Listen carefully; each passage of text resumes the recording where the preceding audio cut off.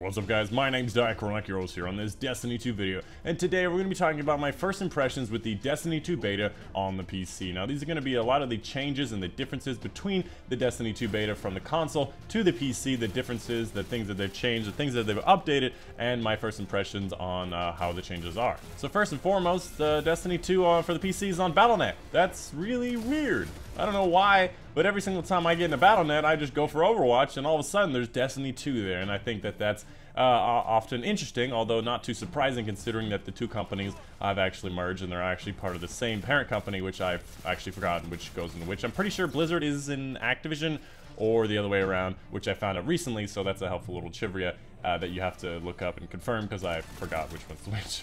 So starting off, you're actually using a mouse and keyboard, very obvious. A lot of the things are a lot more difficult to figure out. You know, I could never figure out where the super was. The super being on F threw me off so many times. I had to rechange a lot and rebind a lot of my keys. I think my melee is over on E and F is interact, and a whole bunch of things have changed, and I recommend you guys change a whole bunch of things. Other than that, the sensitivity seems pretty alright, I think. You might want to change the FOV. You can actually go up to 105, so that's a really nice thing on PC. And other than all the other random things, you have a lot of different options for texture packs or texture qualities. You have anti-atrophy, and you got 4x Xing and vitiligo. I don't know. There's so many different options for texture and voice and all these other things. You can also turn off the chat box. There's also chat box from Battle.net. Have I mentioned it's weird on Battle.net? But there's a whole bunch of options, a whole bunch of different things you change, and of course you still can't take off your helmet, which I still think is really weird. But you can't take off your helmet while in social spaces, which we can't be in, but you know, the console we could, and we still couldn't.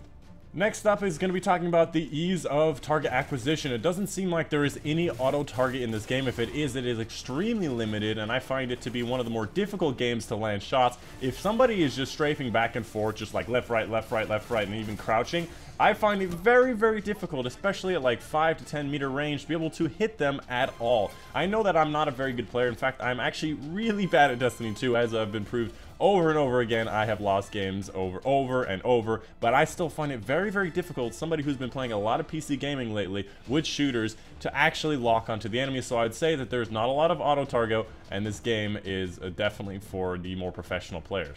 I gotta say, for some reason, this game feels a lot more fluid on PC. It seems a lot easier, it makes a lot more sense, a lot more fluid actions, from sprinting to jumping to switching to throwing your aim around to aiming at somebody. It seems a lot more fluid, and that may be the fact that it is mouse and keyboard, so it has a lot more adjustability than it does for, you know, a controller, which is just like there's a maximum stick length in which you can push the stick, whereas the mouse, you can really just swing that mouse over really fast and change things around. So I'd like to say it's a lot more fluid, especially for somebody who is more of a PC gamer lately, and I would definitely recommend this if you guys were going to go for a copy of Destiny. Of course, this game does come out about a month and a half later than the console version. Moving on to some of the updates they had for the actual game itself. First off, the control map is now Javelin 4, so this is the one you're actually seeing on screen now. It's no longer that other one, which I've totally forgotten the name of, but I would like to say that I much prefer the other map than I do Javelin 4, and it might be because of the fact that I keep on getting wrecked over and over and over again. But I'm definitely having a lot more fun playing.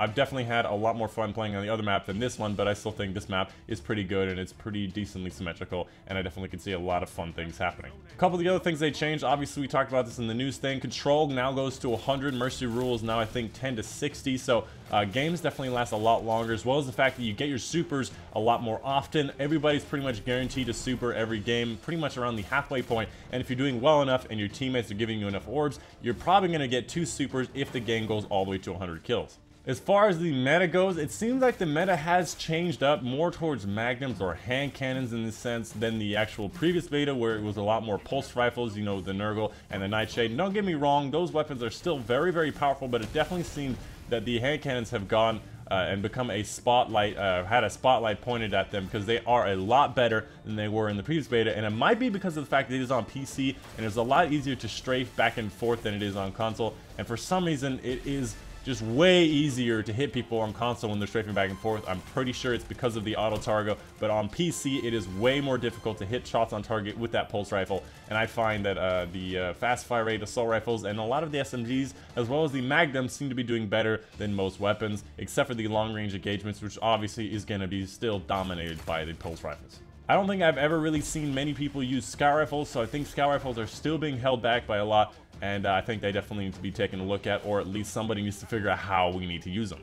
Other than that, all the power weapons seem to be about the same. I think the grenade launcher got a bit of a buff. It is still kind of terrible in my opinion, and you really have to hit the enemy directly, and it still takes like 2 grenades to kill somebody anyways. So if you ever have any weapon besides grenade launcher, I would probably use that weapon instead. You're probably gonna get more kills, but the grenade launcher is a lot of fun. If you see a bunch of enemies in a single location, you just go thump, thump, thump, thump, and there's all 4 shots, and you might actually get 1 kill, but oftentimes I just rock a rocket launcher or the fusion rifle, which is much better.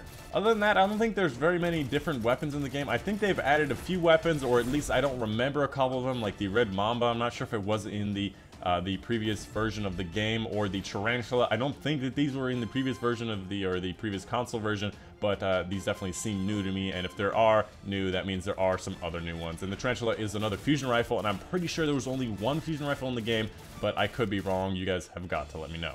There's a whole bunch of different texture things that you can change in the game that can be high, highest, different ambient occlusion, anisotropy. There's a whole bunch of tons of things, and I gotta say, this game actually does look very, very pretty. It's not that much different from the console version, if I'm gonna be honest, because I have pretty much the same monitors for both of them, but it is very nice. It is very smooth when you're playing it. The video is a little bit more choppy, and again, you can see the frames on the top right if you were interested in that. And overall, I'd say that it looks very well, very good, and I highly recommend you taking a look at the PC versions of the game and comparing them to the console versions, because this game is actually really, really pretty, and well done, Bungie. So overall, I'd like to say that the PC version has definitely stepped up from the console version and the different things you can do. It is a little bit finicky in my opinion of the different control setups and the different things you can do. Some things don't really make sense why they were put the way they were. For example, trying to switch cameras whenever when you're dead and you're trying to switch cameras to watch some of your teammates. It's W and S up and down to try to switch between them. I really think that should be A and D, because it just makes more sense. My fingers make more sense that way instead of having to rotate them to go up and down. You know, little things like that, and trying to figure out what button is what really kind of threw me off when I'm thinking, yo, where's the trigger? Where's right bumper? And trying to find that often threw me off. But overall, I'd like to say, well done, Bungie. You are definitely stepping up, and I can't wait to see what kind of different things you do for PC than you can do for console, and I can't wait for the future. Anyways, that's the video for you guys today. Again, if you do enjoy the video, make sure you leave a like down below and let me know what you guys think of the PC beta. And of course, if you're going to get it on PC or PlayStation 4 or Xbox One. Anyways, I've been your host, Diachronic, and I'll see you guys on the next one.